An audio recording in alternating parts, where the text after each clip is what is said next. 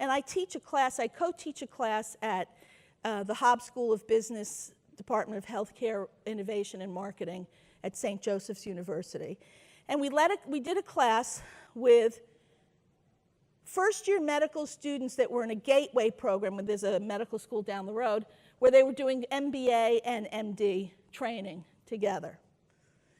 And the class is about what are the forces that are disrupting healthcare, and how do you respond to those forces, which, by the way, none of them knew about the move from fee for production to fee for value. It was a revelation, including a guy whose father was a cardiologist. It was just something they hadn't heard of, but that's a different subject then. We introduced the notion of design thinking as a real access to creating patient-centered innovation. And we talked about, key to design thinking is empathy. And one of the students said, and we had them do, by the way, if you're interested, the Stanford Design School, D-School, has an online boot camp for design thinking. It's like a 2-hour online YouTube thing you do, and you learn design thinking, as much as you're going to learn in 2 hours. But it's a great introduction. And we had them do that design thinking. And one of the students said, this was phenomenal. I couldn't believe it. Too bad the administration would never let us have the time to be empathetic for our patients. So that's not idle chat. That is how people think. And if she thinks she works in a health system that's not going to give her time to be empathetic, then her actions are going to be a correlate of that, and the results you have are going to be correlated to those actions. That's why culture is not idle chatter. The next one is accountability and responsibility. And remember, I said to you, before we ask the 7 words, we ask another question. And the question we ask is, so Tim Rice, tell me your job and the results for which you're accountable. So, right? That seems like a benign first question. Well, let me tell you. The answers we get are so telling about people's relationship to accountability for results. And they're common. In other words, they're common to the enterprise. In some enterprises, people tell us how much budget they control. Right? Tim Rice tells the results you're accountable for. I lead a 1.x billion dollar, our budget is X billion dollars. Right? You say, Joan, what are you accountable for in innovation and transformation? She says, I have a budget of X to work. You see, they talk like that. And other organizations we go to, and they tell us how many people they lead. Some people tell us the tasks, the processes. And we find that in performance-organized cultures, people are able to say the results that they're accountable for.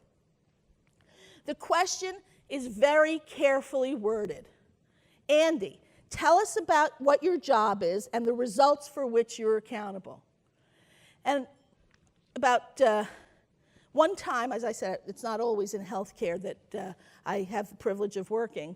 And one time I was working, we were called into a food company that was $60 million off a $500 million plan. And not only that, they had made a big acquisition that they were planning to fund from this little cash cow that they had, right? So we interviewed the senior, so this was not a culture assessment, this was to cause a breakthrough in performance, but we still interview because you got to figure out what the network of conversations is and how people think and act. And I interviewed 8 people who reported to the head of that business. So one of the people turned to me and said, I don't have accountability for any business results. I just do market research. Now, and by the way, the other 7 didn't talk about results either. So those are the kind of things we hear that give us an indication, and when we're looking for culture, we probe on that. Okay, questions about what I've said so far? Okay, and responsibility also includes the extent to which people are able to talk about and feel concern for and be willing to act on behalf of things outside of their accountability. Okay, Legacy. Legacy is the stories about how you came to be. Every organization has them. Some they're more quiet, some they're more profound. One of my best examples of culture as shaped by legacy is the Hershey Company. I don't know if anyone's familiar with the story of the Hershey Company, other than they make great chocolate. But Milton Hershey and his wife didn't have children. First of all, in order to be able to have the production for chocolate, they have to be near milk, so dairy farms. And to have, but the workforce was not living out by the dairy farms. How many people have ever been to Hershey, Pennsylvania? Right, you've probably done Chocolate World and that whole thing, right? So he created a town in Derry, Pennsylvania, not like mining towns. This was more like utopia. And he really, that's all their money went into building the infrastructure. Actually, no, there's no one here from the Milton Hershey Hospital, Penn Hershey Hospital, no. They have a great healthcare system. They have this, they have that, schools, but they have something called the Milton Hershey School. And the Milton Hershey School is a school that originally was for boys from troubled families or orphans, and then extended to boys and girls. It is a beautiful school. It's a gorgeous campus. If you know children who had the opportunity to grow up there, they have a whole different future by virtue of having been able to connect with the Hershey School for their lives. We were invited in to work with their whole workforce in Derry, Pennsylvania, when there was a crisis of about 10 years ago, and we were working with 1,000 people. What we repeatedly heard was how proud, so I forgot to tell you the big part. The Milton Hershey School the trust owns most of the stock. So the profits from the Hershey School, from the Hershey chocolates, go mostly to the Hershey School. And what we heard over and over again was how proud people were to work in an organization that had that legacy. Interesting enough, we don't hear it enough when we go to healthcare organizations. There are patient-focused.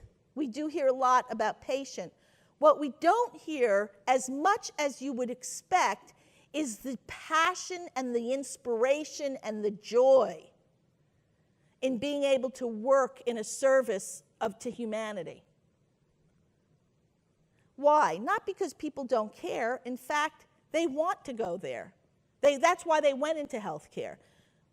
When Cone was starting their ACO, which is a highly successful, one of the country's most successful and largest accountable care organizations, we suggested that they interview physicians, the people who are accountable, that they talk to physicians to find out what would have to be compelling. This was years before everyone was creating ACOs. What would have to be compelling for them to want to participate in the ACO? And what was stunning was the answer was, return me to the joy and passion for healthcare, for what I came into healthcare for. So cultures that can allow for that legacy, they can allow, and by the way, sometimes you have corrosive legacies and you've got to unhook it.